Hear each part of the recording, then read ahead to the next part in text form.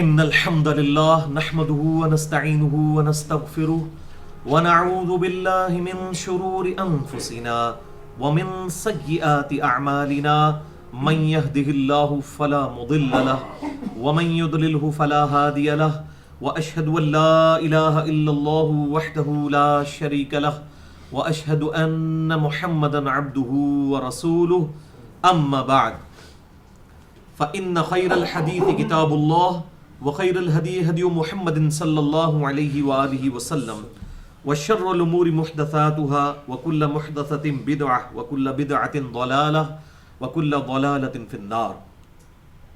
أعوذ بالله السميع العليم من الشيطان الرجيم من همزه ونفخه ونفثه. بسم الله الرحمن الرحيم. رب اشرح لي صدري ويسر لي أمري واحلل عقدة من لساني يفقهوا قولي. ربنا آتنا من لدنك رحمة وهيئ لنا من أمرنا رشدا. إن الله وملائكته يصلون على النبي يا أيها الذين آمنوا صلوا عليه وسلموا تسليما. اللهم صل على محمد وعلى آل محمد كما صليت على إبراهيم وعلى آل إبراهيم إنك حميد مجيد. اللهم بارك على محمد وعلى آل محمد كما باركت على إبراهيم وعلى آل إبراهيم إنك حميد مجيد. الحمدللہ آج 5 مارچ 2016 کو ہفتے کے دن قرآن کلاس نمبر 209 میں ہم انشاءاللہ تعالی سورۃ الکہف کی آیت نمبر 27 سے لے کر 49 تک کور کریں گے. اور میں نے سورۃ الکہف کے تعارف میں بتایا تھا کہ سورۃ الکہف میں اگرچہ 3 بڑے بڑے واقعات آئے ہیں. نمبر 1 اصحاب الکہف کا واقعہ، نمبر 2 سیدنا موسیٰ اور سیدنا خضر علیہ السلام کا واقعہ، اور نمبر 3 ذوالقرنین بادشاہ کا واقعہ. لیکن سورۃ الکہف کا جو مرکزی ٹاپک ہے وہ دنیا پرستی کی مذمت اور آخرت کی زندگی کو سب کچھ سمجھنا اور آخرت کی کاسٹ کے اوپر دنیا کمانا اس کی مذمت ہے. دنیا پرستی کی مذمت اور اس کا علاج اس کے اندر ہے. یہ اس کا ہے مرکزی ٹاپک، جو سورۃ الاعراف میں بھی اللہ تعالیٰ نے سورۃ الاعلی پارہ نمبر 30 میں بھی ارشاد فرمایا، اعوذ باللہ من الشیطان الرجیم، بل تؤثرون الحیات الدنیا والآخرۃ خیر وابقی. تمہارا اصل مرض یہ ہے کہ تم دنیا کی زندگی کو ترجیح دیتے ہو، جبکہ آخرت جو ہے وہ ہمیشہ رہنے والی ہے اور بہتر بھی ہے.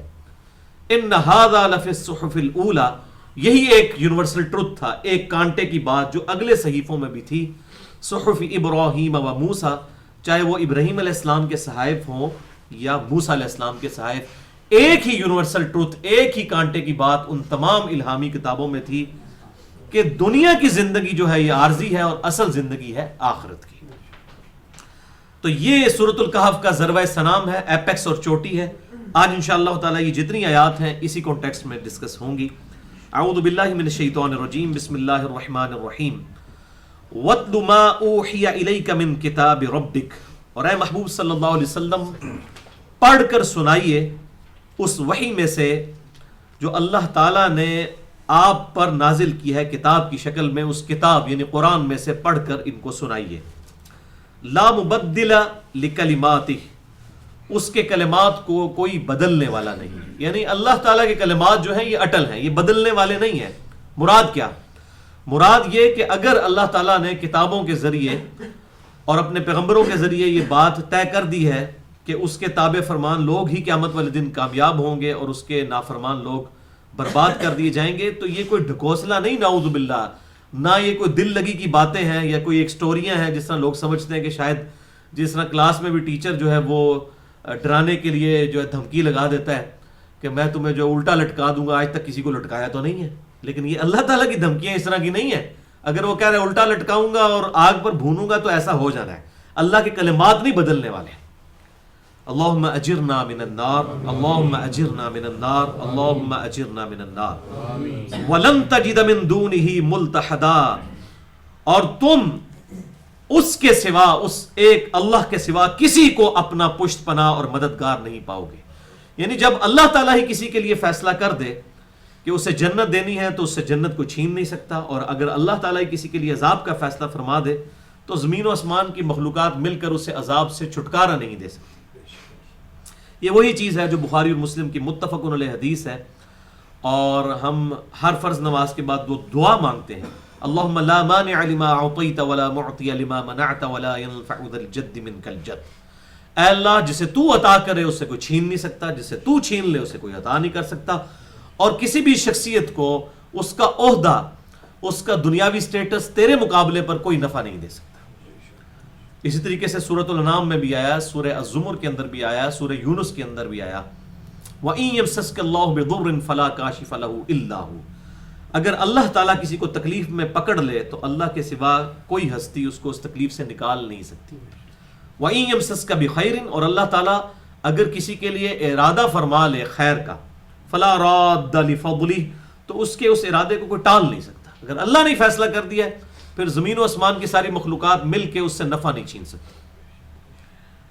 وَاصْبِرْ نَفْسَكَ مَعَ الَّذِينَ يَدْعُونَ رَبَّهُمْ بِالْغَدَاوَةِ وَالْعَشِيِّ، اور اے محبوب صلی اللہ علیہ وسلم اپنے آپ کو آپ روکے رکھیے، اپنے آپ کو ان کے پاس رکھیے، ان کو صحبت سے نوازیے، ان لوگوں کو یدعون ربہم بالغداوۃ والعشی، جو کہ اپنے رب کو پکارتے ہیں صبح و شام، یعنی اصحاب صفا کے بارے میں ہے۔ یہ قرآن حکیم میں 4-5 جگہ یہ مضمون آیا ہے کہ آپ صلی اللہ علیہ وسلم سے کفار مکہ یہ کہتے تھے کہ ہم آپ کی بات سننے کے لیے تیار ہیں، لیکن یہ کمی کمین لوگ جو ہیں، یہ غریب غربے لوگ، ان کو اپنی مجلس سے اٹھائیے۔ مطلب ہمارا یہ سٹیٹس ہی نہیں ہے کہ ہم ان غلاموں کے ساتھ آ کے بیٹھ کے تو دین کی بات آپ سے سنیں۔ اس کو آج آپ اس طریقے سے امیجن نہیں کر سکتے، جب تک ایک قبائلی سسٹم اور اس میں ایک سردار اور ایک غلامی کا سسٹم نہ ہو یہ بات سمجھ نہیں آ سکتی۔ اور اس کی اگر آپ نے پریکٹیکل مثال دیکھنی ہے تو آپ انٹیریئر سندھ میں یا انٹیریئر بلوچستان میں چلے جائیں تو وہاں پر لوگ، کوئی ایک ملازم سوچ بھی نہیں سکتا کہ وہ اپنے سردار کے ساتھ بیٹھ کر کھانا کھائے، اور یہاں پر اللہ تعالیٰ کے نزدیک تو سب برابر ہے۔ As far as human dignity is concerned سب لوگ برابر ہیں۔ پروفٹ بھی اسی جگہ بیٹھ کر کھانا کھاتے تھے جہاں باقی اصحاب بھی، چاہے وہ غریب تھے یا امیر تھے۔ تو وہ یہ کافر ڈیمانڈ کرتے تھے، اور یہ صرف آپ صلی اللہ علیہ وسلم سے نہیں، آپ سورہ ہود پڑھ کے دیکھیں، سورہ یونس پڑھ کے دیکھیں، سورۃ الاعراف پڑھ کے دیکھیں، باقی صورتوں میں بھی یہ چیز آتی ہے کہ حضرت نوح علیہ السلام، حضرت صالح علیہ السلام، حضرت ہود علیہ السلام، ان پیغمبروں سے بھی اس وقت کے سردار یہی کہتے تھے کہ یہ آپ کمی کمین لوگ جو ہمارے ہیں ان کو آپ اپنی مجلس سے اٹھائیں تو پھر ہم آپ کی بات سنیں گے۔ یعنی ہمیشہ یہ غریب لوگ جو ہیں یہ لوگ انبیاء کی دعوت کو جلدی قبول کر لیتے ہیں، کیونکہ ان کی کوئی چیز سٹیک پہ نہیں لگی ہوتی نا۔ امیر لوگوں کی تو سرداری سٹیک پہ لگ جاتی ہے نا، ان کو تو یہ نظر آتا ہے کہ ہمارا کمپیٹیٹر آ گیا سامنے پروفٹ کی شکل میں، کیونکہ پروفٹ کے جو لوگ فالوور ہوں گے وہ تو پھر دل و جان سے ہوں گے۔ دنیاوی سردار کی تو لوگ ظاہری عزت کریں گے نا، اور پیغمبر اگر سردار بن کے سامنے آئے گا تو اس پہ تو لوگ اپنی جان بھی نثار کرنے کے لیے تیار ہو جائیں گے، چاہے وہ دنیا میں موجود رہے یا نہ رہے، اس کے ساتھ تو ایک آپ کی جذباتی ایفیلیشن ہے۔ اسی لیے ہمیشہ قوم کے سردار پیغمبروں کو ماننے سے انکار کر دیتے تھے، اور پھر بات ٹالنے کے لیے کہتے تھے کہ آپ یہ ذرا کمی کمین لوگوں کو یہاں سے اٹھائیں، پھر ہم آپ کی بات جو ہے وہ سنیں گے۔ تو اللہ تعالیٰ نے اپنے محبوب صلی اللہ علیہ وسلم کو اسٹرکٹلی حکم دے دیا کہ آپ صلی اللہ علیہ وسلم ان لوگوں کی خاطر، ان غریب اصحاب صفا جو صبح و شام اپنے آپ کو وقف کر بیٹھے ہیں اللہ کے لیے، ان سے اپنے آپ کو الگ آپ نے نہیں کرنا۔ اس سے یہ بات پتہ چلی کہ اللہ تعالیٰ کے نزدیک دنیاوی منصب یا بہت زیادہ لوگوں کا حق بات کو قبول کر لینا یہ کوئی اہمیت نہیں رکھتا۔ بینگ اے دائی، میں آپ صلی اللہ علیہ وسلم کی اس جو خواہش ہے اس کو سمجھ سکتا ہوں۔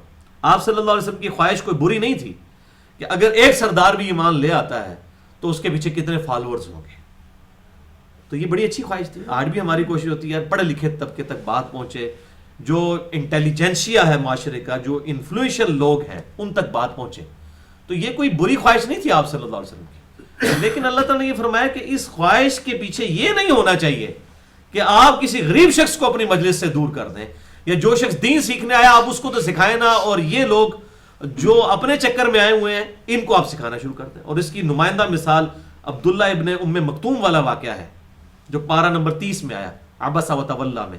ایک نابینا صحابی آپ صلی اللہ علیہ وسلم کے پاس مسئلہ پوچھنے کے لیے آئے، اور مکے کے سردار اس وقت بیٹھے ہوئے تھے، تو آپ صلی اللہ علیہ وسلم نے ناگواری کا اظہار فرمایا کہ اب میں اتنے امپورٹنٹ لوگوں کو دعوت دے رہا ہوں اور یہ بیچ میں آ کے مسئلہ پوچھ رہے ہیں۔ بات بالکل ٹیکنیکلی ٹھیک تھی، مجلس کے آداب کے مطابق بھی بالکل ٹھیک تھی، آپ صلی اللہ علیہ وسلم کا موقف، لیکن اللہ تعالیٰ نے کلیئر کٹ فرمایا کہ یہ جو لوگ آئے ہیں آپ کے پاس، یہ تو سارے چسکا لینے آئے ہیں. جو لوگ دین سیکھنا چاہتے ہیں آپ ان کو سکھائیں، ان کو چھوڑیں. تو اس سے یہ بات پتہ چلی quantity is authenticity in the sight of Allah, یہ بات غلط ہے. Quality is authenticity in the sight of Allah, یہ بات صحیح ہے. اللہ کو کوانٹٹی سے کوئی نہیں ہے. ایک ابراہیم ہی پوری امت، سورۃ النحل میں آیا. تو یہ جو لوگ کہتے ہیں نہیں ہماری تعداد بہت زیادہ ہے، ہمارے بہت زیادہ فالوورز ہیں، اس سے کوئی فرق نہیں پڑتا بھائی. اصل چیز یہ ہے کہ حق حق ہے، چاہے وہ تھوڑا ہو، اور باطل باطل ہے، چاہے اس کی کثرت جو ہے وہ آپ کو تعجب میں ڈال دے. تو اللہ تعالیٰ فرماتا ہے کہ اپنے آپ کو آپ روکے رکھیے، ان کے ساتھ رکھیے، ان کی مجلس میں آپ رکے رہیں، ان لوگوں کی جو اپنے رب کو پکارتے ہیں صبح و شام. یریدون وجہہ، اور وہ صرف اس کے چہرے کے طلبگار ہیں. خدا کے دیدار کی تڑپ ہے، خدا کی محبت ہے ان کے دلوں میں، صرف اس کے لیے. اللہ از دا ٹاپ پرائرٹی ان کے لیے. ولا تعد عیناک عنہم، اور اے محبوب صلی اللہ علیہ وسلم کبھی بھی آپ کی نگاہیں ان غریب لوگوں سے نہ ہٹیں. تریدو زینت الحیات الدنیا، اے نبی کیا تم دنیا کی زندگی کی زینت چاہتے ہو؟ اندازہ کریں، یعنی یہ آپ صلی اللہ علیہ وسلم کو کس لیول پہ جا کے خطاب کیا جا رہا ہے، اتنے سخت انداز میں کہ دنیاوی کامیابی اللہ کے نزدیک کوئی کامیابی نہیں ہے. اگر آپ یہ چاہتے ہیں کہ چند سردار ایمان لے آئے اور لوگ جو ان کے پیچھے چل پڑیں گے تو بہت بڑی کو کامیابی ہو جائے گی، اللہ کے نزدیک تو اس کی کوئی اہمیت نہیں. اور پھر ہم نے دیکھ لیے جو اس طرح مسلمان ہوئے انہوں نے بعد میں جو گل کھلائے ہیں. سنن دارمی میں صحیح سند کے ساتھ وہ حدیث ہے، آپ صلی اللہ علیہ وسلم کے سامنے جب یہ آیت تلاوت کی گئی، اذا جاء نصر اللہ والفتح ورأیت الناس يدخلون فی دین اللہ افواجا، اے محبوب صلی اللہ علیہ وسلم ہم نے آپ کو فتح مکہ عطا فرما دی ہے اور آپ دیکھ رہے ہیں کہ لوگ دین میں گروہ در گروہ داخل ہو رہے ہیں. ظاہر آپ کو یعنی ایک غلبہ حاصل ہو گیا تھا، اور وہ قبائلی سسٹم تھا، اس میں جب کسی قبیلے کو غلبہ ہو جاتا تھا باقی قبیلے ویسے اس کے سامنے گر پڑتے تھے. تو آپ صلی اللہ علیہ وسلم نے فرمایا کہ ان قریب میری وفات کے بعد اسی طریقے سے لوگ گروہ در گروہ دین سے نکل بھی جائیں گے. اور یہ وہی لوگ ہیں جو آپ صلی اللہ علیہ وسلم کی مبارک زندگی تک صحابی تھے اور بعد میں مرتد ہو گئے. اور بخاری اور مسلم میں متفق علیہ حدیث ہے کہ آپ صلی اللہ علیہ وسلم فرماتے ہیں میرے حوض کوثر پہ کچھ لوگ لائے جائیں گے، میں کہوں گا اصحابی اصحابی، تو میرے اصحاب ہیں. تو مجھے بتایا جائے گا کہ آپ کو نہیں پتا آپ کی وفات کے بعد یہ لوگ دین سے الٹے قدم پھر گئے تھے اور انہوں نے دین میں بدعتیں داخل کر دی تھیں. تو آپ فرماتے ہیں میں کہوں گا سحقا سحقا لمن غیر بعدی، سحقا سحقا لمن بدل بعدی، ان پر پھٹکار ہو، ان کو مجھ سے دور کر دو جنہوں نے میری وفات کے بعد میرے دین کو بدل دیا. ایک روایت میں امتی امتی کے الفاظ ہیں اور ایک بخاری اور مسلم کی روایت میں اصحابی اصحابی کے الفاظ ہیں. تو تعویل خاص کے اعتبار سے یہ ان اصحاب کے بارے میں ہے جو حضور کی زندگی تک تو صحابی تھے لیکن حضور کی وفات کے بعد کافر ہو گئے، مرتد ہو گئے. ابوبکر صدیق کے خلاف منکرین زکوٰۃ کے ساتھ مل گئے. منکرین زکوٰۃ کون تھے؟ زکوٰۃ کافروں سے تو نہیں لی جاتی، مسلمان ہی تھے، صحابی تھے حضور کی زندگی تک، بعد میں وہ کافر ہو گئے، مسلمہ کذاب کے ساتھ مل گئے. لہٰذا اسی حوالے سے میں نے ایک بڑا ایکسکلوسیو لیکچر دیا ہے، مسئلہ نمبر 96، عظمت صحابہ، رد المنافقین اور سنی شیعہ کے اختلاف کا تحقیقی جائزہ. اس میں نے بتایا ہے کہ اللہ کے بندو یہ اصحاب کی جو ڈیفینیشن ہے جو ہماری پبلک میں مشہور ہے، جس نے حضور کو ایک دفعہ دیکھ لیا تو اب وہ صحابی ہے، وہ اب جنت میں ہی چلا جائے گا، نہیں. جب تک کہ وہ اپنے ان اعمال پر مرتے دم تک قائم نہ رہا اس وقت تک گارنٹی کوئی نہیں ہے. اگر وہ بعد میں مرتد ہو گیا تو بخاری و مسلم کے الفاظ ہیں اصحابی اصحابی، اور بخاری کے باقاعدہ الفاظ ہیں کہ ابن عباس کہتے ہیں یہ وہ لوگ ہوں گے جو کہ آپ صلی اللہ علیہ وسلم کی وفات کے بعد مرتد ہو گئے اور ابوبکر صدیق کے خلاف کھڑے ہو گئے. تو میں نے یہ ضمناً بات کر دی. تو حضور صلی اللہ علیہ وسلم کو یہ دیکھیں پہلے ہی بات بتائی جا رہی ہے کہ آپ دنیاوی زندگی نہ دیکھیں، انہاں بائی چان چاڑ چھوڑنے نے انہاں نے تسی جناب بالکل خیال نہ کرو. تسی مخلص مسلمانوں نو ویکھو جو صحیح اسلام پہ چلنے والے لوگ ہیں جو واقعی وقف ہوئے ہیں اصحاب صبح. اور دیکھ لیں حضرت عمر نے پھر یہی کیا ہے، یعنی اتنے بڑے بڑے سردار موجود تھے اور بالکل غریب کمی کمین لوگ جن کو لوگ سمجھتے تھے. عبداللہ ابن مسعود بالکل ایک غلام زادہ ان کو تصور کیا جاتا تھا، لوگ ٹھوکر مار کے ان کو جایا کرتے تھے. چیف جسٹس آف کوفہ لگایا ان کو حضرت عمر نے اپنے دور میں. سب سے بڑی جو مسلمانوں کی فوجی چھاونی تھی کوفہ، اس میں چیف جسٹس لگا دیا، قاضی القضاء کا عہدہ ان کو دے دیا. اور یہ اصحاب صفہ میں یہ بھی شامل، اور دوسرے حضرت ابو درداء اصحاب صفہ میں شامل، ان کو چیف جسٹس آف شام لگا دیا. سب سے بڑی رومن امپائر گرائی حضرت عمر نے جنگ یرموک میں ابو عبیدہ بن جرح کے ذریعے، اور جب وہ روم فتح ہوا، شام پہ قبضہ ملا، تو کسی سردار مکہ کو نہیں، ابو درداء کو چیف جسٹس لگایا. یعنی اس وقت سب سے بڑا عہدہ یہی تھا. آج بھی پریکٹیکلی دیکھا جائے تو سب سے بڑا عہدہ چیف جسٹس کا ہے، کیونکہ چاہے پرائم منسٹر ہو، آرمی چیف ہو، کوئی بھی ہو، قانونی طور پر اکاؤنٹیبل ہے چیف جسٹس کے سامنے. تو یہ بڑا عہدہ اس وقت سیدنا ابو درداء کو دے دیا. تو یہ حضرت عمر کی آپ دیکھیں کہ کس طرح کی اس اعتبار. اور یہی سیدنا علی جب خلیفہ بنے، انہوں نے خلیفہ بنتے ہی حضرت عثمان کے سارے گورنر معزول کر دیے، جن لوگوں کی وجہ سے حضرت عثمان شہید ہوئے، اور پھر لا کر اصحاب بدر کو اور پرانے اصحاب جو سابقون الاولون تھے ان کو جو ہے وہ ان عہدوں پر لگایا. تو انہوں نے بیسیکلی قرآن کو فالو کیا کہ کسی کی صرف کیپیبلٹیز نہیں دیکھنی ہے، سب سے بڑی چیز جو ہے وہ اس کی رائچسنس ہے، کہ وہ کتنا جو ہے وہ نیکوکار ہے. یہ سب سے پہلی چیز ہے. اس کی بہادری کو چاٹنا ہے یا اس کی ذہانت کو چاٹنا ہے اگر وہ خوف خدا ہی نہیں رکھتا. یعنی اگر بہادری پر دیکھا جاتا تو حضرت ابوبکر صدیق تو خلیفۃ رسول اللہ مانتے نا. ان کی کون سی بہادری کی داستانیں ہیں؟ آپ ذرا دیکھیں پچھلے جتنی بھی جنگیں ہیں، کوئی حضرت ابوبکر کا واقعہ ملتا ہے کہ انہوں نے کوئی ایکسٹرا آرڈنری کوئی پرفارمنس دی ہو اس حوالے سے؟ تو بہادری کے اوپر ہی اگر چنا جاتا تو حضرت علی کو چن لیا جاتا. مسئلہ یہ نہیں تھا. مسئلہ یہ تھا کہ اصحاب نے دیکھا کہ نبی صلی اللہ علیہ وسلم کے سب سے زیادہ کلوز آپ صلی اللہ علیہ وسلم نے وفات سے کچھ دن پہلے اپنے مسلح پر کھڑا کیا. لوگوں نے ان چیزوں کو دیکھا. تو یہ بات ہے. تو اللہ تعالیٰ فرما رہا ہے کہ آپ کی، اے نبی صلی اللہ علیہ وسلم، آپ کی نگاہیں بھی نہ اٹھیں دنیا کی زینت کے لیے. کیا ترید زینت الحیات الدنیا، کیا آپ دنیا کی زندگی کی زینت چاہتے ہیں؟ ولا تطع من اغفلنا قلبہ، اور مت پیروی کیجئے، ان کا مت خیال کیجئے جن کے دلوں کو غافل کر دیا گیا ہے عن ذکرنا، ہمارے ذکر سے. اللہ تعالیٰ فرماتا ہے ہم نے ان کو اپنی یاد سے غافل کر دیا ہے ان کے برے اعمال کے سبب. واتبع ہواہ، اور وہ پیروی کرتا ہے اپنی خواہش نفس کی. وکان امرہ فرطا، اور اس کا معاملہ تو حد سے گزر چکا ہے. یعنی جو بھی کوئی منافق یا کوئی کافر جس کا کریکٹر اس طرح کا ہے. وقل الحق من ربکم، اور فرما دیجئے کہ بے شک یہ تو ہے الحق تمہارے رب کی طرف سے، یعنی قرآن. فمن شاء فلیؤمن، تو جس کی مرضی ہے وہ ایمان لے آئے. ومن شاء فلیکفر، اور جو چاہے تو کفر اختیار کرے. انا ہدیناہ السبیل اما شاکرا و اما کفورا، ہم نے ہدایت کا راستہ واضح کر دیا ہے. جو چاہے ہدایت قبول کرے، جو گمراہ رہنا چاہتا ہے، جانا چاہتا ہے دوزخ میں جائے. اللہ تعالیٰ ہمارے ہمیں کوئی پرواہ نہیں ہے. انا اعتدنا للظالمین نارا، لیکن پرواہ کا مطلب یہ نہیں ہے کہ آندہ چھوڑ دیا جائے گا. بے شک ہم نے تیار کر رکھی ہے ایسے ظالموں کے لیے آگ، احاط بہم سرادقها، جو کہ چاروں طرف سے بالکل جس طرح وہ کنات لگا دی جاتی ہے نا، چاروں طرف سے دیواریں آگ کی ان کو گھیر لیں گی. اللہم اجرنا من النار، اللہم اجرنا من النار. وَإِن يَسْتَغِيثُوا يُغَاثُوا بِمَاءٍ كَالْمُهْلِ، اور جب وہ کوئی فریاد کریں گے تو ان کی فریاد سنی جائے گی ایک پانی کے ساتھ جو غلیظ پیپ کی طرح گرم پانی ہوگا. یشفی الوجوہ، وہ اتنا گرم ہوگا کہ وہ چہرے کو بھون ڈالے گا. یعنی وہ پیاس اتنی سخت لگی ہوگی کہ دوست کی، تو وہ جس طرح کا بھی ہوگا گندا پانی. یہاں پر بھی اگر زندگی موت کی کشمکش بن جائے تو لوگ تو کہتے ہیں پانی ملنا چاہیے، تو وہ پانی اپنے چہرے کے قریب کریں گے پینے کے لیے، تو اس کی تپش سے ہی جو ہے ان کا چہرہ جو ہے وہ بھونا جائے گا. بئس الشراب، کیا ہی برا مشروب ہوگا. وساءت مرتفقا، اور کتنی ہی تکلیف دہ وہ جگہ ہوگی جہاں پر ان کو رکھا جائے گا. اللہم اجرنا من النار، اللہم اجرنا من النار، اللہم اجرنا من النار. اب سائملٹینیس کنٹراسٹ آ رہا ہے. یہ تو دوسیوں کا حال، اب جنتیوں کا. ان الذین آمنوا وعملوا الصالحات، بے شک وہ لوگ جو کہ ایمان لے کر آئے اور انہوں نے نیک عمل بھی کیے.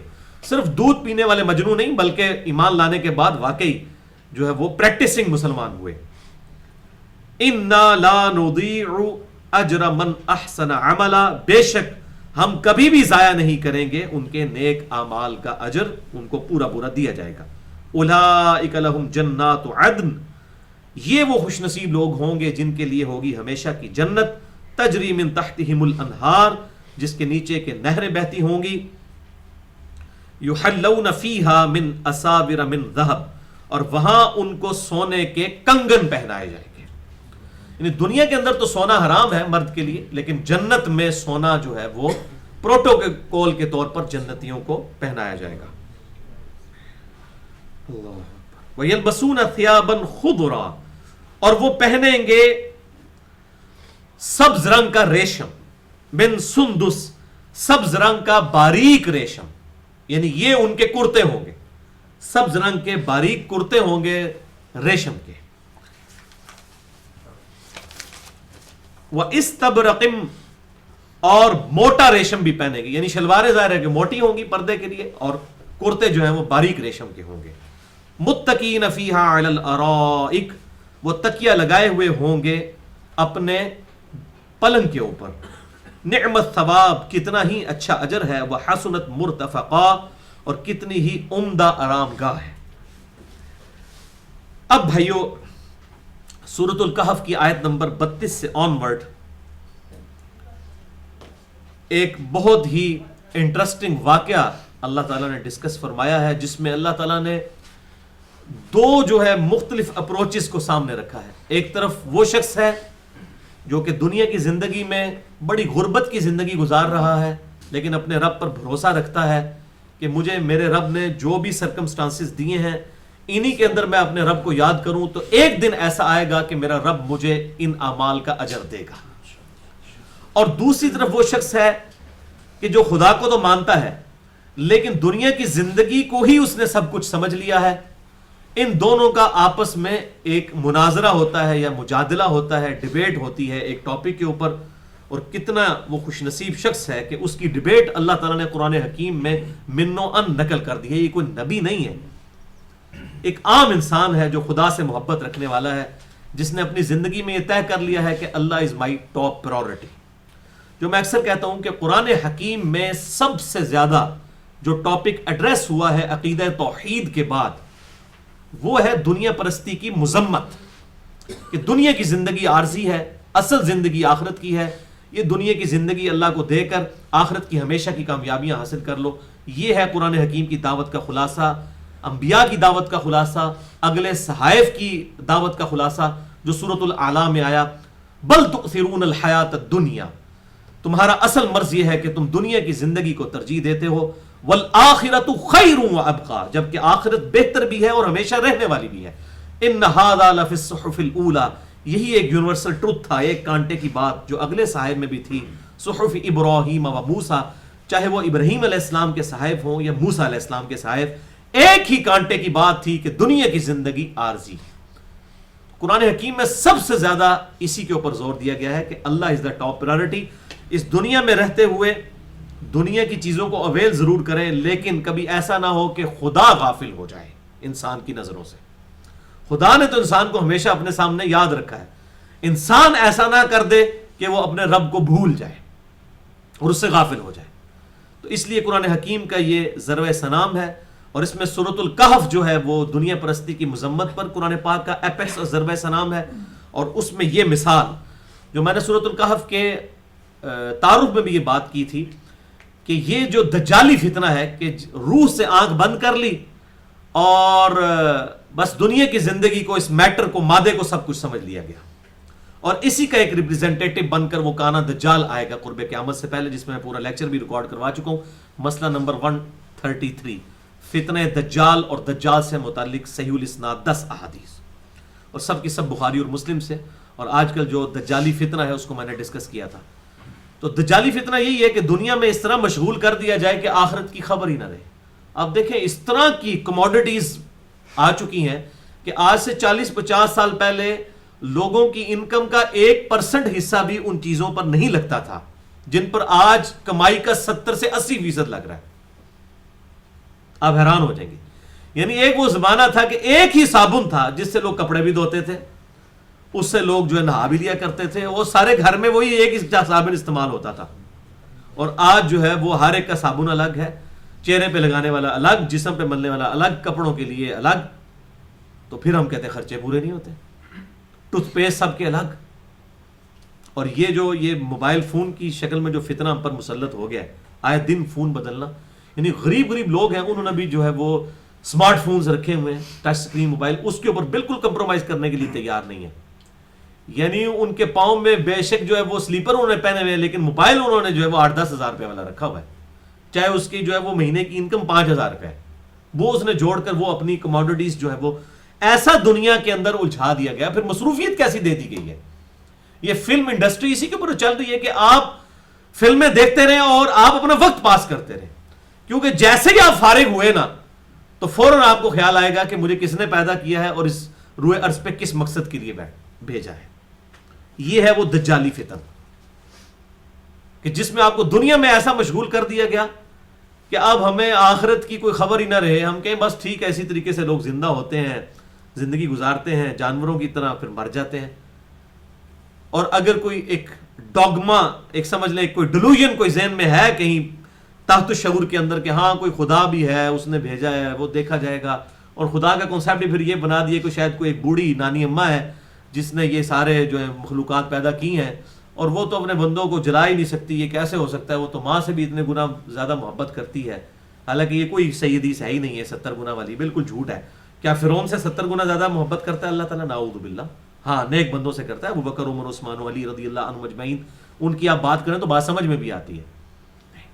بھائیو اللہ کی کوئی احساسات تو نہیں ہے اس طرح کے جس طرح ہمارے احساسات ہیں کہ ہم مغلوب ہو جائیں.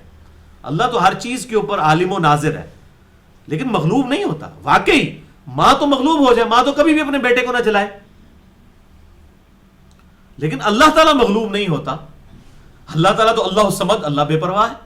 اور میں اس میں اکثر دنیا میں ایک مثال دیتا ہوں, اب آخرت کو جو چھوڑ دیں, دنیا میں اللہ تعالیٰ نے پریکٹیکلی یہ چیز ثابت کر دی ہے کہ یہ جو میرے لیے ماں کی مثال لوگ دیتے ہیں یہ ایسا ہے ہی نہیں ہے. واقعی ماں تو کبھی بھی اپنے بیٹے کو نہیں چلا سکتی.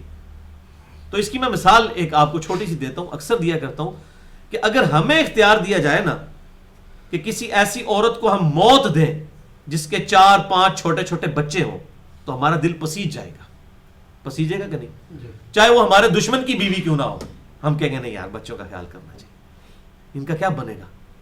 ستیلی ماں ان کے ساتھ کیا کرے گی؟ مینٹل ماڈلز تک ان کے بدل جائیں گے جب وہ اس سرکمسٹانسز میں وقت گزاریں گے. لیکن کیا خدا کے بھی ایسے احساسات ہیں؟ دنیا میں ہزاروں مائیں مرتی ہیں جن کے 4-5 بچے ہوتے ہیں چھوٹے چھوٹے. اللہ الصمد, اللہ بے پرواہ ہے. ڈر جائیں, اللہ تعالیٰ کے لیے اس طرح کی مثالیں نہ بیان کریں. جو کچھ بھی ہے اللہ تیرے محبوب کی امت سے ہے. یعنی اسی بندے دا پتر کو نہیں پڑھنا, جو کچھ بھی ہے لولے لنگڑے ہیں, بے نمازیاں, ٹھگ ہیں, بےمان ہیں, اس طرح ہی سانو قبول کر لے اللہ. ہم نے تو اپنی اصلاح کوئی نہیں کرنی, ہم نے تو اسی طریقے سے زندگی گزارنا. جو کچھ بھی ہے اللہ تیرے محبوب کی امت سے ہے. یہ اللہ تعالیٰ کو کوئی دھونس کے ساتھ منوا نہیں سکتا. خدا بے پرواہ ہے, اور یہ بات بالکل طے کر لیں. یہ کس نے اگر آپ کے ساتھ یہ بات آپ کو بتائی ہے تو سمجھ لیں سب سے بڑا آپ کا وہ دشمن ہے جس نے یہ بتایا کہ وہ شاید کوئی بوڑھی نانی اماں ہے یا بوڑھی دادی اماں ہے, اس کو کوئی غصہ ہی نہیں آتا, اس کو کوئی نہیں ہے, اس کو کیا فرق پڑتا ہے لوگ جنت میں جائیں جہنم میں جائیں, اس کو واقعی کوئی نہیں فرق پڑتا. فرق تو سانو پیندا ہے بھائی جی, زندگی تو ساڈی سٹیک تے لگی ہوئی ہے. اللہ کو تو واقعی نہیں فرق پڑتا جی اللہ نے نمازاں چاہیے. بھائی اللہ کدوں کہتا ہے مجھے نمازاں چاہیے نے؟ اللہ کہتا ہے تمہیں نمازیں چاہیے تمہارے لیے, کیونکہ یہ تو میں نے فیصلہ کر دیا. اور آج آپ آیت سن چکے ہیں, لا مبدل لکلماتہ, نہیں بدلتے ہیں اس کے کلمات. اگر اس نے یہ طے کر دیا ہے کہ میں نافرمانوں کو دوزخ میں پھینکوں گا تو ایسا ہو جانا ہے. یہ بالکل کنو کٹ لو اپنی گل. اور وہ پھر جو آیت میں اکثر کوٹ کرتا ہوں سورۃ الاعراف کی 179 نمبر آیت, بہت سخت آیت ہے, قرآن حکیم کی سب سے سخت ترین آیت ہے, جس میں اس قرآن کی سب سے ڈینجرس بلکہ ہیومینٹی کی ڈینجرس ترین نیوز بتائی گئی ہے. سورۃ الاعراف آیت نمبر 179, وَلَقَدْ ذَرَأْنَا لِجَهَنَّمَ كَثِيرًا مِنَ الْجِنِّ وَالْإِنسِ, اور بے شک ہم نے جنوں اور انسانوں کی اکثریت پیدا ہی دوزخ کے لیے کی ہے. یہ اللہ کا ایکسپرٹ اوپینین ہے. کتنے سخت الفاظ ہیں, بے پرواہ ہے جی, کتنے دھونس کے ساتھ بات ہو رہی ہے کہ پیدا ہی دوزخ ایسے کیتا ہے بھائی تانوں. جی ہم دنیا میں اگر یہ مثال دی جائے, وہ پیدا ہی دوزخ ایسے ہوئے ہو, لیکن ظلم نہیں کر رہا. اللہ تعالیٰ فرماتا ہے یہ اللہ تعالیٰ کا کوئی ظلم نہیں ہے. ہم نے ان کو آنکھیں دی تھی, یہ دیکھتے نہیں. آنکھوں سے بس جانور بھی دیکھ رہے ہیں, انسان بھی دیکھ رہے ہیں, برابر ہے. لیکن وہ دیکھنا, عبرت والا دیکھنا, وہ دیکھتے نہیں ہیں. کام دیے سنتے نہیں ہیں. عقل دی ہے اس کو یوز ہی نہیں کرتے. اولئک کالانعام بل ہم اضل, اور یہ تو چوپایوں کی مانند ہے, جانوروں کی مانند ہے. بل ہم اضل, بلکہ ان سے بھی گئے گزرے ہیں جو اپنے ان انسٹرومنٹس کو استعمال نہیں کرتے. اور سورۃ الملک میں بھی آیا کہ جب دوست کی دوزخ میں جائیں گے تو وہ اپنا خود اقرار کر لیں گے. وقالوا لو كنا نسمع ونعقل ما كنا في اصحاب السعير, اور دوست کی کہیں گے کہ کاش ہم نے بات دنیا میں سن لی ہوتی اور اپنی عقل استعمال کر لی ہوتی. وقالوا لو كنا نسمع او نعقل، ہم نے سن لی ہوتی بات یا عقل استعمال کی ہوتی، ما كنا فی اصحاب السعیر، آج ہم دوزخ میں نہ پہنچتے. تو کیا ماننے سے وہ شرمندگی کر لینے سے معاملہ ٹل جائے گا؟ ساتھ ہی اللہ کا فتویٰ آتا ہے فاعترفوا بذنبہم، انہوں نے اپنے اصلی جرم کا اعتراف کر لیا، فسحقا لاصحاب السعیر، لیکن اب پھٹکار ہو ان دوستیوں کے اوپر. اب تو قیامت کے دن مانا تو کیا مانا؟ غیب میں ہی تو ماننا ہے. ان الذین یخشون ربہم بالغیب، بے شک جو لوگ غیب میں اس پردے میں اپنے رب سے ڈرتے ہیں، ان الذین یخشون ربہم بالغیب لہم مغفرۃ واجر کبیر، ان کے لیے ہے مغفرت اور اجر کبیر. کیونکہ خدا نے تو اپنے آپ کو خود پوشیدہ رکھا ہے، اور اس طرح یہ فزیکل فینومینا آف نیچر، قانون قدرت چل رہے ہیں کہ انسان کو لگتا ہے شاید یہ خود بخود سب کچھ ہو رہا ہے. بچپن سے ہم دیکھ رہے ہیں کہ خود بخود درخت نکلتے ہیں، برسات کے اندر یہ ہوتا ہے، انڈے میں سے چوزا خود بخود نکلتا ہے. یہ اس طرح physical phenomena of nature rich بس گئے ہیں کہ اگر یہ ہماری آبزرویشن نہ ہوتی نا تو ہمیں اگر کوئی بات بتاتا تو کبھی یقین نہ آتا. آج سے 300-400 سال پہلے کے انسان کو زندہ کر کے اگر یہ بات بتائی جائے کہ انسانوں نے ایک ایسا پرندہ بنا لیا ہے کہ جو 550 مسافروں کو اٹھا کر 8000 کلومیٹر تک بغیر ریفیولنگ کے اڑتا ہے، تو کوئی مانے گا؟ تو کہے گا بندہ آپ نہیں اڑ سکتا تو یہ انسان کس طرح بنا سکتا ہے؟ لیکن آج ایئر بس A380 550 مسافروں کو لے کے نہیں اڑ رہی، بوئنگ 747 450 مسافروں کو نہیں لے کے اڑ رہا، لیکن ہم اس کے عادی ہو چکے ہیں.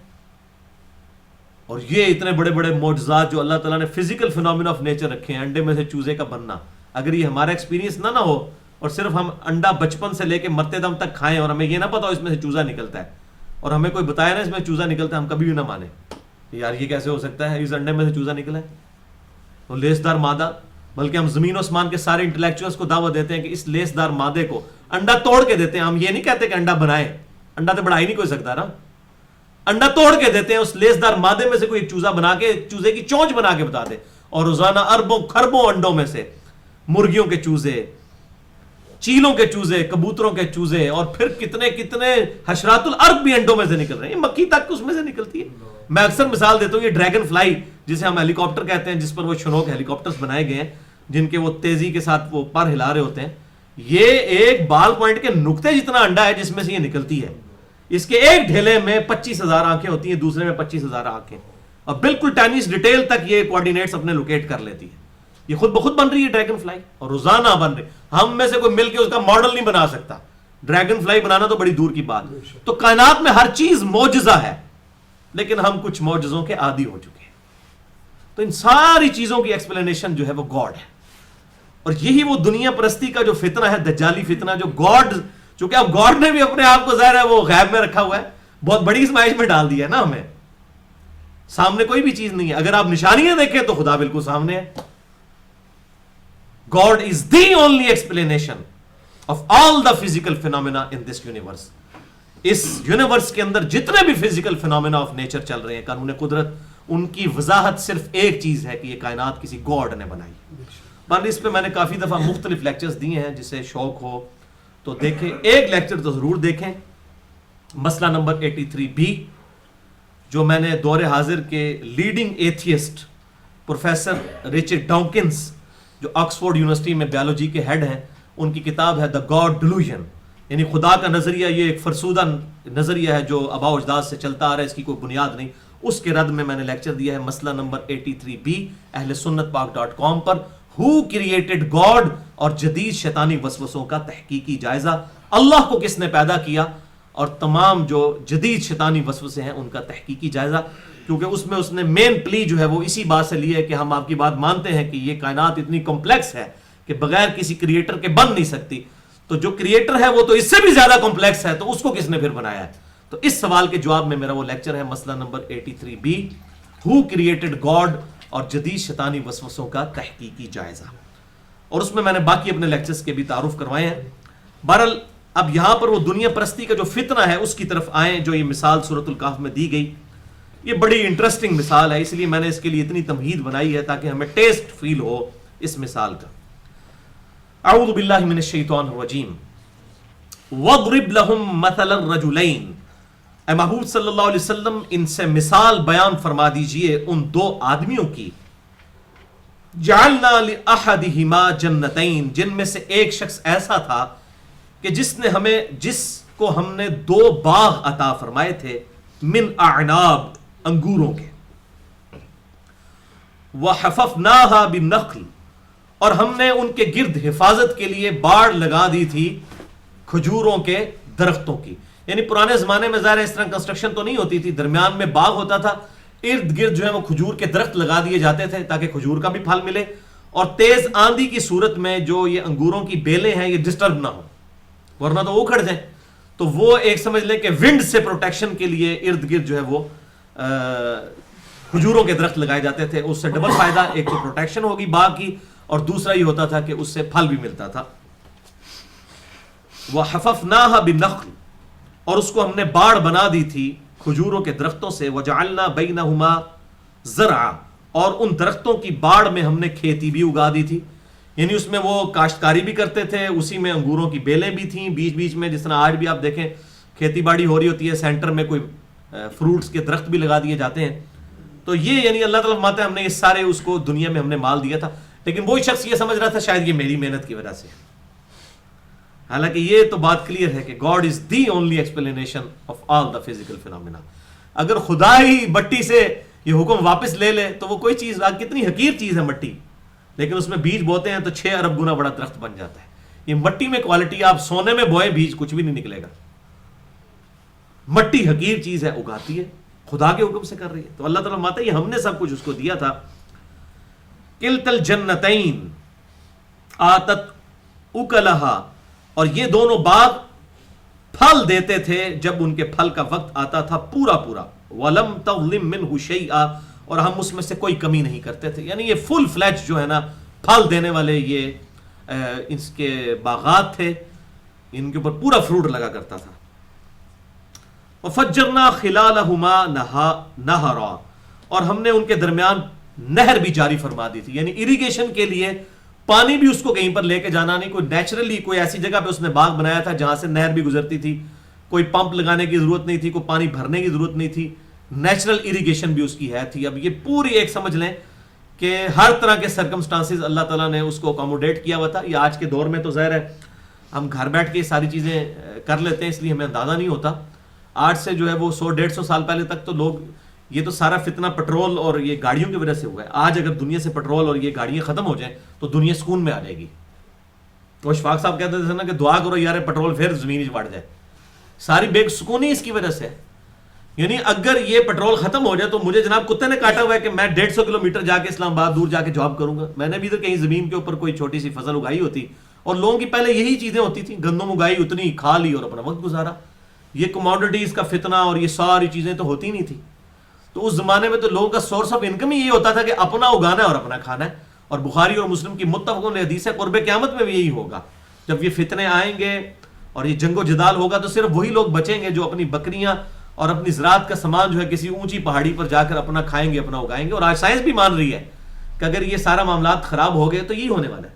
یہ ہمارے جو سب کانٹیننٹ کے ملک ہیں یہ تباہ و برباد کیوں نہیں ہوتے؟ اسی لیے کہ یہاں پر زمین اگاتی ہے. سعودی عرب کا، عرب ملکوں کا تیل ختم ہو جائے تو بھوکے مریں گے، کیونکہ ان کے پاس اریگیشن تو ہے نہیں ہے. یہ دنیا کی جو سمجھ لیں کہ 2/3 آبادی جو ہے یہ سب کانٹیننٹ اور ایشیا کے اندر آباد ہے. یہ چائنا میں، انڈیا میں، پاکستان میں، بنگلہ دیش میں. یہ دنیا نے صدیوں کے بعد یہ چیز لرن کی ہے کہ دنیا میں رہنے کے لیے یہ جگہ اچھی ہے، یا اس کے بعد اگر کوئی جگہ ہے تو امریکہ ہے. اس لیے کہ وہاں پر سارے موسم ہوتے ہیں، یہاں پر بھی سارے موسم ہوتے ہیں، زمین اگاتی ہے، آپ اپنا اگا کے کھا سکتے ہیں. تو یہ موبائل فون بیچ کے یا آپ اسلحہ بیچ کے کھا تو نہیں سکتے ہیں اگر یہ چیزوں کی ڈیمانڈ ہی ختم ہو جائے. اور اسی لیے آپ دیکھیں رشیا برباد ہو گیا، ان کے پاس اریگیشن نہیں تھی، رشیا اسی لیے تباہ و برباد ہو گیا. اور امریکہ کی اسٹیبلٹی کی وجہ یہی ہے کہ ان کے پاس تو اتنی گندم ہوتی ہے کہ وہ ہر سال لاکھوں ٹن گندم جو ہے وہ پیسیفک اوشن، بحر الکاہل میں تباہ کر دیتے ہیں، ضائع کر دیتے ہیں تاکہ انٹرنیشنل مارکیٹ میں اس کی قیمت نیچے نہ آ جائے. تو یہ اسی لیے تو قائم ہے یہ ملک. تو اس زمانے میں بھی یہی ہوتا تھا، اپنا لوگ اگاتے تھے اور کھاتے تھے. تو اللہ تعالیٰ فرماتے ہیں ہم نے ان کے لیے نہر بھی بہا دی تھی. وَكَانَ لَهُ ثَمَرٌ، اور اس کے لیے مال بھی مہیا کر دیا تھا، فروٹ بھی تھا. یہ ثمر اگر لغت کے معنوں میں آئے گا تو مال، اور یہاں مال سے مراد ہے کہ ہم نے اس کو بیٹے بھی بہت عطا کیے تھے. قبائلی سسٹم کے اندر بیٹوں کی بڑی اہمیت ہے. یہ بیٹا ترجمہ اس لیے کیا کہ آگے یہ بات آئے گی تو اس سے یہ بات پتہ چل جائے گی. یہ جو اللہ تعالیٰ نے اس کو ثمر کو الگ، یعنی کہ اولاد بھی تو پھل ہوتی ہے نا انسان کی. میاں بیوی کا جو ازدواجی تعلق ہے اس میں بھی آپ دیکھیں اسی طریقے سے جو ہے وہ بیج بویا جاتا ہے اور پھر اس سے اولاد پیدا ہوتی ہے. تو اللہ تعالیٰ فرماتا ہے اس کے لیے اولاد بھی تھی. فقال لصاحبہ، تو ایک روز اس کے ساتھی نے، اس کا جو دوست تھا، وَهُوَ يُحَاوِرُهُ، اس نے اپنے دوست سے کہا جبکہ وہ اس سے بحث و تکرار کر رہا تھا. یعنی یہ جو مالدار شخص ہے اس کا کوئی غریب دوست تھا، اس کے ساتھ یہ بحث و تکرار کر رہا تھا. تو اس دوران اس نے کہا، اب دیکھیں اس کا تکبر، انا اکثر منک مالا واعز نفرا، کہ میں کثرت مال میں اور طاقت کے اعتبار سے، بیٹوں کے اعتبار سے بھی تجھ سے بڑھ کر ہوں. وَدَخَلَ جَنَّتَهُ، اور وہ اپنے باغ میں ایک دن داخل ہوا، وَهُوَ ظَالِمٌ لِنَفْسِهِ، جبکہ وہ اپنے نفس پر ظلم ڈھا رہا تھا. یعنی اس حال میں کہ اب وہ خدا کو بھولا ہوا ہے، بس وہ سمجھ رہا ہے یہ سب کچھ مال میرا ہے. اس حال میں وہ تکبر کے ساتھ اپنے اس باغ میں داخل ہوا جو اس کے سارے، آپ سمجھ لیں سارے ایسٹ، آج کے دور میں آپ سمجھ لیں کسی کی فیکٹری ہے، کوئی کاروبار ہے، یا کوئی فوڈ چین چل رہی ہے اور اس میں وہ بڑے تکبر کے ساتھ جا رہا ہے، یہ سب کچھ میرا ہے. تو اللہ تعالیٰ ہمارا ہے، وہ ظالم شخص تکبر کی حالت میں داخل ہوا. قال ما اظن ان تبید هذه ابدا، کہتا ہے کہ میں تو گمان نہیں کرتا کہ یہ کبھی، یہ میری دولت اور یہ میرا سارا جو جاہ و جلال ہے کبھی ختم بھی ہو سکتا ہے. یہ اتنا میں نے اس کو بڑی محنت کے ساتھ اسٹیبلش کیا ہے، یہ کیسے ختم ہو سکتا ہے؟ یا آج کے دور میں میری فیکٹری کس طرح جو ہے وہ بینک کرپٹ ہو سکتی ہے؟ یہ ایسا معاملہ ہو ہی نہیں سکتا. میں نے ہر چیز کا پورا پورا اندازہ مقرر کیا ہوا ہے. وَلِعُوذُ بِاللَّهِ تَعَالَى. تو اب اس نے یہ بات کی، کتنے تکبر کے اندر یہ آ کے وہ بات کر. اچھا آپ دیکھیں گے پوری گفتگو میں وہ خدا کو مانتا ہے، لیکن اللہ تعالیٰ پھر بھی کہے گا اس نے شرک کیا اپنے رب کے ساتھ. شرک کیا کیا؟ کہ وہ اس نے وہ دجالی آنکھ ہے نا اس کی، وہ بس یہ چیز سمجھ رہا ہے کہ سب کچھ خود بخود ہو رہا ہے اور خدا سے غافل ہو گیا، تحت شعور میں خدا کو لے گیا. وَمَا أَظُنُّ السَّاعَةَ قَائِمَةً، اور مجھے نہیں لگتا کہ کبھی قیامت بھی قائم ہوگی. اور بالفرض اگر قیامت قائم بھی ہوئی، یعنی یہ بھی ایک طبقہ تھا، ایک وہ تھا جو ڈینائل آف گاڈ کرنے والے لوگ تھے، وہ خدا کو بھی نہیں مانتے تھے، قیامت کو ظاہر کہاں سے ماننا. اور ایک وہ لوگ بھی تھے جو خدا کو مانتے تھے لیکن وہ یہ کہتے تھے کہ مر کے جب ہم ہڈیاں ہو جائیں گے تو دوبارہ کیسے زندہ کیے جائیں گے. اور اگر بالفرض ایسا ہو بھی گیا تو جس خدا نے ہمیں اس دنیا کی زندگی میں دیا ہے وہ آخرت میں بھی دے گا. تنو اتنے بھی غریب رکھے، سانو اوتھے بھی امیر ہی رکھے گا، تنو اوتھے ہی غریب رکھے گا. اور یہ وہی الفاظ بول رہا ہے. وَلَئِن رُدِدتُّ، اور اگر میں اللہ کے پاس چلا ہی گیا، مرنے کے بعد دوبارہ اٹھایا ہی گیا، اِلَىٰ رَبِّی، میرے رب کی طرف، لَأَجِدَنَّ خَيْرًا مِّنْهَا مُنْقَلَبًا، تو یقیناً وہاں پر بھی میں بہتر ہی کوئی جگہ پاؤں گا. تنو تے اتھے اللہ نے غریب رکھا ہے، منو امیر رکھا ہے، اتھے بھی تیرے نال ہی کچھ ہی ہونا ہے، تو انجی رہنا کمی کمی نہیں. آخر اللہ نے میری کوئی شے ویکھی ہے نا. یہ وہ چیز ہے کہ میری کو خوبی ہے کہ مجھے اگر اللہ نے یہاں تو مجھے اس قابل سمجھا ہے نا، تو وہاں بھی مجھے ہی سمجھے گا، تجھے کہاں سمجھے گا. اب ظاہر ہے کہ اس طرح کی باتیں سن کے اس شخص کا دل کس قدر دکھا ہوگا. اور آپ دیکھیں وہ کس طریقے سے اب بات کرتا ہے. قال له صاحبہ، تو اس کے اس ساتھی نے اس سے کہا، وہو یحاور، جبکہ وہ اس کے ساتھ بحث کر رہا تھا، اکفرت بالذی خلقک من تراب، کیا تو اپنے اس رب کا کفر کر رہا ہے جس نے تجھے مٹی سے پیدا کیا. یعنی آخرت کا انکار کرنا گویا خدا کا انکار کرنا ہے. خدا کو مان رہا ہے اور اس بٹوین دا ورڈز تو انکار بھی کر رہا ہے.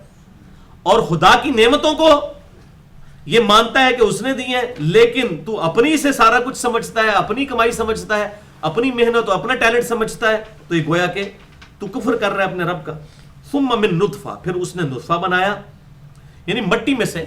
اب یہ جس نطفے کے ذریعے انسان کی تخلیق ہوتی ہے، وہ نطفہ جو ہے کہاں سے تیار ہوتا ہے؟ اسی مٹی کی خوراک سے، اسی سے پروان چڑھتا ہے نا انسان، اور اسی خوراک کے ذریعے نطفہ. تو اسی لیے الٹیمیٹ جو ہے وہ مٹی میں سے ہی انسان نکلتا ہے. اس کے بعد نطفہ، ثم سواک رجلا، اور اس کے بعد سنوار کر تجھے مرد بنا دیا اس اللہ نے. لیکن هو اللہ ربی ولا اشرک بربی احدا، لیکن میں تو ایسا نہیں ہوں کہ میں اپنے رب کے ساتھ کسی ایک کو بھی شریک ٹھہرانے کے لیے تیار نہیں ہوں. مراد یہ کہ مجھے جو کچھ اللہ نے دیا میں اس کے اوپر راضی ہوں، میں اللہ تعالیٰ کے ساتھ کسی کو شریک نہیں ٹھہراتا، یعنی میں اپنے آپ کو بھی شریک نہیں ٹھہراتا. جو تو سمجھ رہا ہے نا، تو بیسیکلی خدا کے مقابلے پر کھڑا ہو گیا. جو تو سمجھ رہا ہے کہ سب کچھ میرا ٹیلنٹ ہے، تو میں کسی کو نہیں شریک ٹھہراتا. وَلَوْلَا إِذْ دَخَلْتَ جَنَّتَكَ، اور کیوں نہ ایسا ہوا کہ جب تو اپنے باغ میں داخل ہوا تھا، قُلْتَ مَا شَاءَ اللَّهُ، کہ تو کہتا ما شاء اللہ. تجھے تو یہ کہنا چاہیے تھا جو اللہ نے چاہا. تو کہہ رہی میرا ٹیلنٹ ہے، اگر میں دنیا سے چلا بھی گیا اور آخرت میں اٹھایا بھی گیا پھر مجھے اتنے ملے گا، میں تو ہے ہی بڑا ٹیلنٹڈ بندہ ہے. تجھے یہ کہنا چاہیے تھا ما شاء اللہ. میں نے پہلے بھی بتایا تھا سورۃ الکہف میں ہمارے جتنے اسلامک ٹریڈیشن کے کلچر کے جملے ہیں، سبحان اللہ، الحمدللہ، اللہ اکبر، اور اس طریقے سے ما شاء اللہ، لا حول ولا قوت الا باللہ، یہ سارے الفاظ صرف ایک صورت میں آئے ہیں، وہ سورۃ الکہف ہے. تو اس کا سٹارٹ ہی کس سے ہوا ہے؟ الحمدللہ الذی انزل علی عبدہ الکتاب. الحمدللہ سے سٹارٹ ہوا. اب یہاں پر آئے ما شاء اللہ. تو اس طریقے سے جب بھی آپ گھر میں بچوں کو دیکھیں کھیلتا ہوا، یا اپنے کاروبار کو دیکھیں، یا کسی بھی چیز کو، اپنی کوئی نئی چیز دیکھیں، کوئی اللہ کی نعمت دیکھیں، تو ما شاء اللہ کہنا چاہیے تاکہ اللہ تعالیٰ اس میں برکت دے. لا قوت الا باللہ، نہیں ہے قوت مگر اس اللہ کی طرف سے. یعنی اگر کسی شخص نے دنیا میں محنت کر کے کچھ کمایا ہے تو یہ محنت کی ابیلٹی، یہ انٹلیکٹ جو ہے اور یہ قوت، یہ بھی تو اللہ کی دی ہوئی ہے. الٹیمیٹلی تو گاڈ کا ہی سب کچھ دیا ہوا ہے نا. انسان کو گاڈ اورینٹڈ ہی ہونا چاہیے کہ سب کچھ اس کا دیا ہوا ہے. لا قوت الا باللہ. اسی لیے یہ دعا بھی ہے، بخاری اور مسلم کی متفق علیہ حدیث ہے. آپ صلی اللہ علیہ وسلم نے فرمایا کیا میں تمہیں جنت کے خزانوں میں سے خزانہ نہ دے دوں؟ لا حول ولا قوت الا باللہ.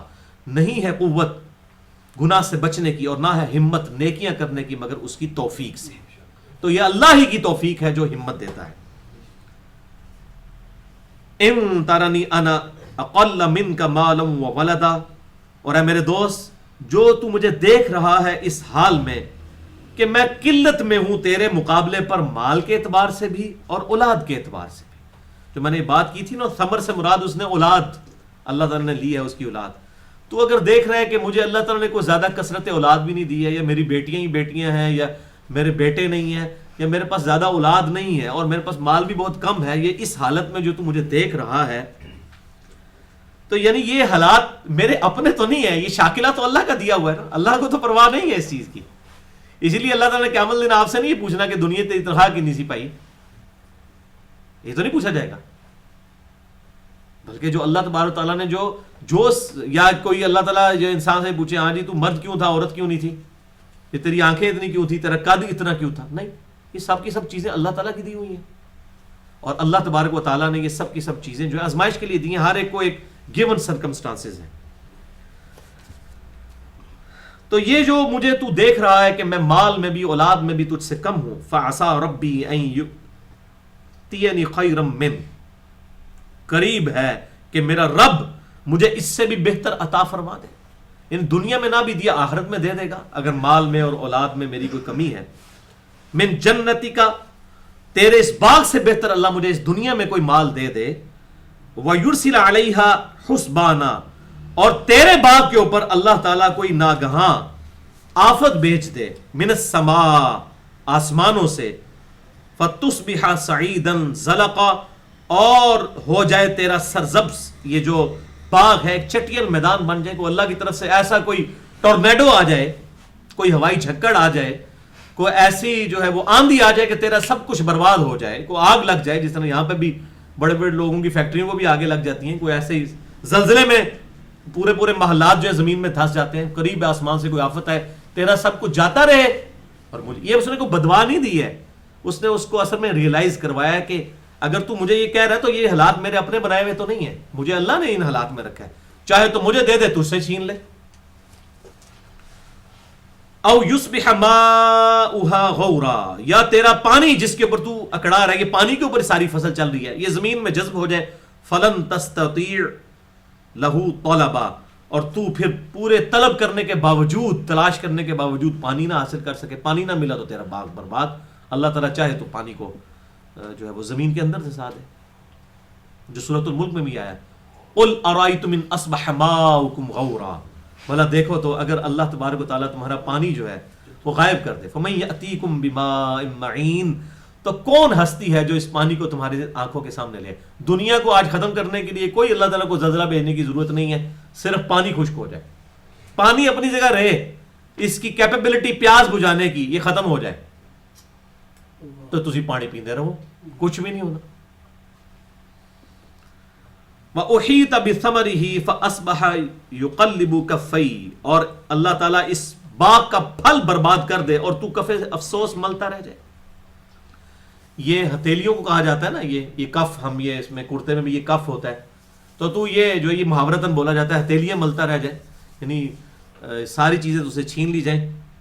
تو اللہ تعالیٰ فرما رہا ہے کہ اس شخص نے پھر اس کو یوں سمجھایا، عَلَى مَا أَنفَقَ فِيهَا، اور تو ہتھیلیاں ملتا رہ جائے اس مال کے اوپر جو تو نے اس باغ کے اوپر خرچ کیا تھا، وَهِيَ خَاوِيَةٌ عَلَى عُرُوشِهَا، اور وہ گرا پڑا تھا۔ اچھا یہ اب وہ یہ اللہ تبارک تعالیٰ نے اس کی ورڈک نہیں بلکہ فرمایا کہ پریکٹیکلی اس کے ساتھ ہو گیا۔ وَأُحِيطَ بِثَمَرِهِ فَأَصْبَحَ، اب یہ جب اس نے بات کی کہ یہ تیرا پانی سارا خشک ہو جائے اور تباہ و برباد ہو جائے، اب اس کے بعد کیا آتا آ رہی ہے، وَأُحِيطَ بِثَمَرِهِ فَأَصْبَحَ يُقَلِّبُ كَفَّيْهِ، اور اس کے باغ کا پھل برباد ہو گیا اور وہ کف افسوس ملتا رہ گیا، ما انفق فیہا، اس مال پر جو اس نے اس باغ پر لگایا تھا، وَهِيَ خَاوِيَةٌ عَلَى عُرُوشِهَا، اور وہ جو اس کا باغ تھا وہ اپنے چھپروں پر جو ہے وہ گرا پڑا تھا، جیسے جو ہے وہ الٹ پلٹ ہر چیز کا ہو جانا اس حال میں۔ وَيَقُولُ يَا لَيْتَنِي، پھر وہ کہنے لگا ہائے افسوس، اے کاش، لم اشرک بربی احدا، کاش میں نے اپنے رب کے ساتھ کسی کو شریک نہ ٹھہرایا ہوتا۔ اب شرک تو اس نے کہیں نہیں کیا، کوئی دیوی دیوتا، کوئی بت پرستی کا ذکر ہی نہیں آیا۔ شرک یہی تھا، اس نے یہ سمجھا کہ میں ہی سب کچھ کیپیبل ہوں، میری محنت ہے، اور اس نے خدا کو پس پش ڈال دیا تھا۔ ماشاء اللہ اس نے نہیں کہا کہ جو اللہ کی مرضی۔ وَلَا تَكُن لَهُ فِئَةٌ يَنْصُرُونَهُ، اور نہ رہی اس کے پاس کوئی ایسی جماعت کہ جو اس کی مدد کر سکتی، من دون اللہ، اللہ کے مقابلے پر، وَمَا كَانَ مُنْتَصِرًا، اور نہ وہ اس قابل تھا کہ وہ اللہ سے بدلہ لے سکتا۔ اللہ اکبر۔ وہ جو سورہ الشمس میں اللہ نے فرمایا نا کہ ہم نے قوم سمود کو برباد کر دیا، وَلَا يَخَافُ عُقْبَاهَا، اور ہمیں کوئی خوف نہیں ہے ان کی عاقبت کا، یعنی ہمیں یہ پرواہ نہیں ہے ہم نے ان کو برباد کر دیا تو اس کے کوئی حمایتی آ کے ہم سے بدلہ لے لیں گے۔ تو دنیا میں اللہ تعالیٰ کسی سے کوئی چیز چھین لے، کسی کو تباہ و برباد کر دے، تو اللہ تعالیٰ فرماتا ہے ہمیں کوئی ٹینشن نہیں ہے کہ وہ اپنی جماعت لے کر ہمارے سے آ کے بدلہ لے گا۔ وَلَا يَخَافُ عُقْبَاهَا، ہمیں کوئی خوف نہیں ہے ان کی عاقبت کا۔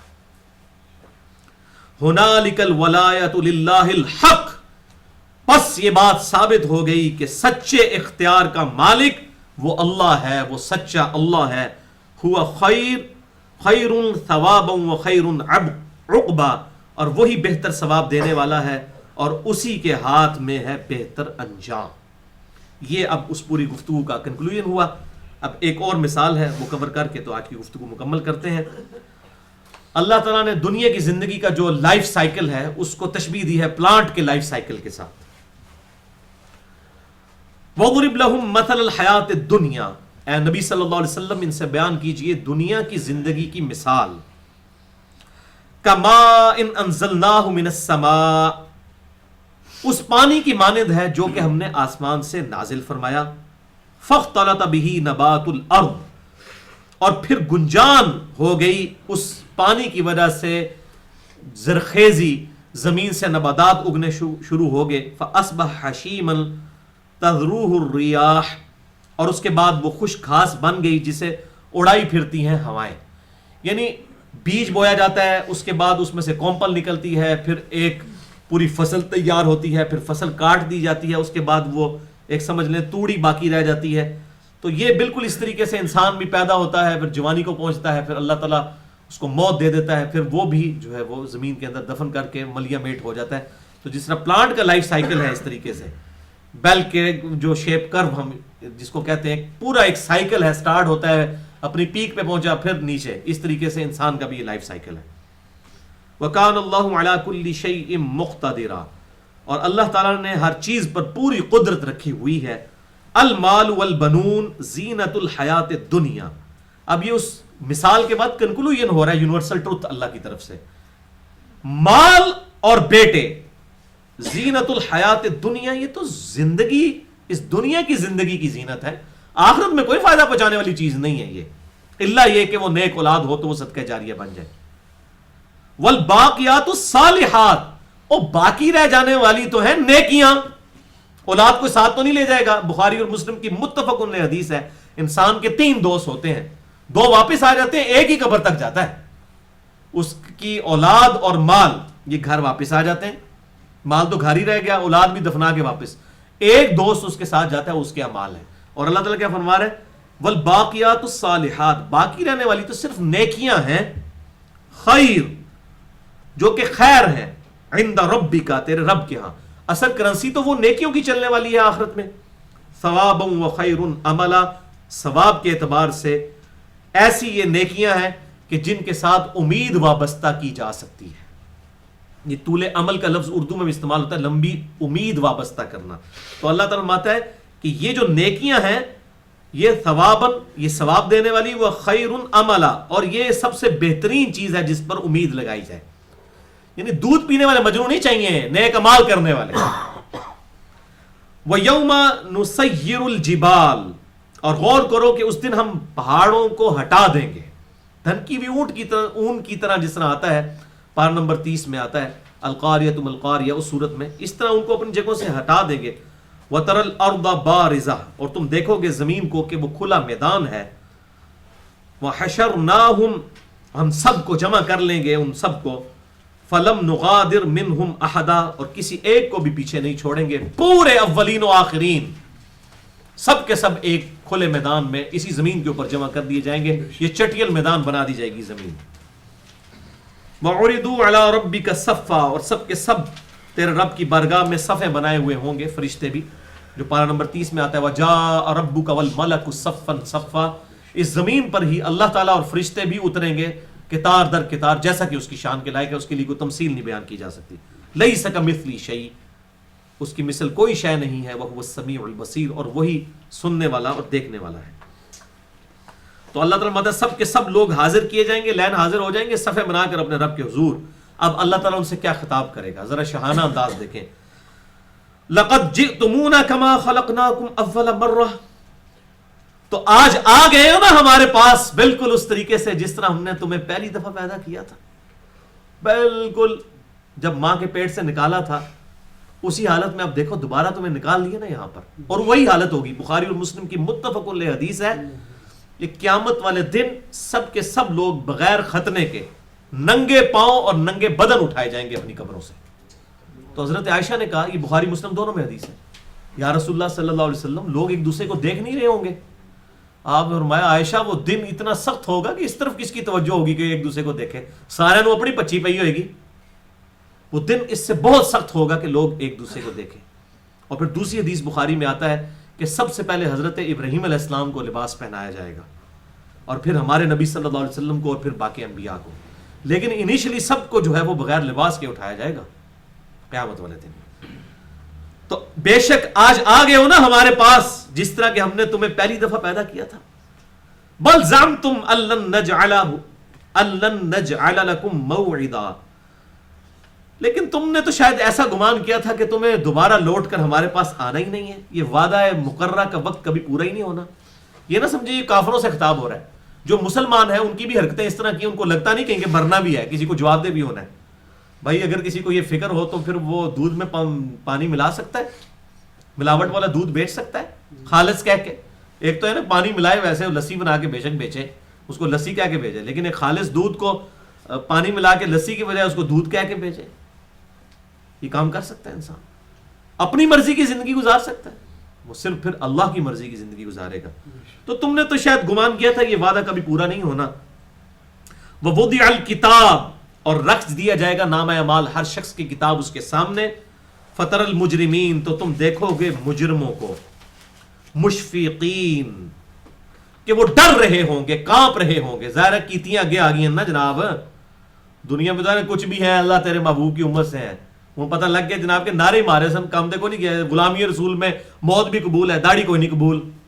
غلامی رسول میں موت بھی قبول ہے، عورت کو جو ہے وہ پردہ کرنا کوئی قبول نہیں ہے، فجر کی نماز جماعت کے ساتھ کوئی نہیں قبول. تو ڈرتے ہوئے مما فی، وہ ڈر رہے ہوں گے جو کہ ان کے نامہ اعمال میں لکھا ہوا ہوگا. ان کو تو پتا ہوگا نا جو کرتوت کیے ہوئے ہیں.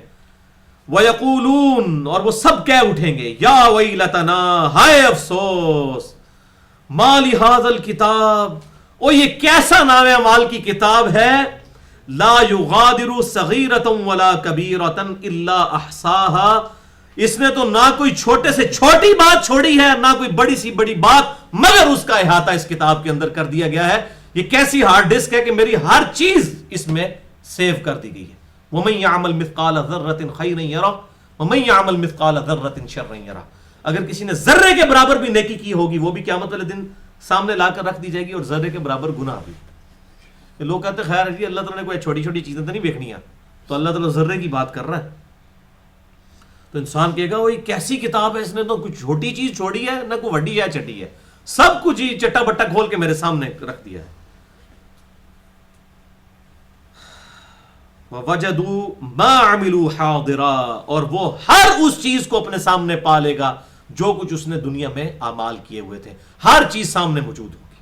اور سورہ بنی اسرائیل میں ہم پڑھ آئے ہیں کہ اللہ تعالیٰ فرمائے گا اقرأ کتابک، آج تو اپنے نامہ اعمال کی کتاب خود پڑھ لے، آج تو اپنا حساب کرنے کے لیے خود ہی کافی ہے، کسی سے پوچھنے کی ضرورت نہیں، کتاب پڑھتا جا، اپنی سزا بتاتا جا.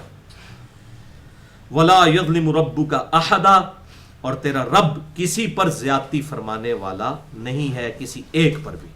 ظاہر ہے اللہ نے تو کوئی زیادتی نہیں کی، اس نے اپنے پیغمبروں اور کتابوں کے ذریعے پہلے ہی بتا دیا کہ آخرت کا معاملہ بڑا سخت ہونے والا ہے. اور میں یہاں پر بتا دوں مسئلہ تقدیر کے حوالے سے خصوصاً میں نے 6.5 گھنٹے کی گفتگو کر دی ہے اسی حوالے سے. اللہ نے اپنے بندوں پر ظلم نہیں کیا، کتابوں اور انبیاء کے ذریعے پہلے ہی خبردار کر دیا. اب کوئی بات نہ ماننا چاہے تو اس کا اپنا قصور ہے. مسئلہ نمبر 103 104 A B اور C، اللہ تعالیٰ کی طرف سے رزق کی تقسیم کا مسئلہ اور مسئلہ تقدیر، اس کے اوپر یہ میری 4 لیکچرز ہیں، 6.5 گھنٹے کی گفتگو. جسے شوق ہو تو وہ دیکھ سکتا ہے. اللہ تعالیٰ سے دعا ہے کہ ہمیں کتاب و سنت کی تعلیمات کے مطابق زندگی گزارنے کی توفیق عطا فرمائے. سبحانک اللہم و بحمدک، اشہد ان لا الہ الا انت، استغفرک و اتوب الیک، وما علینا الا البلاغ المبین.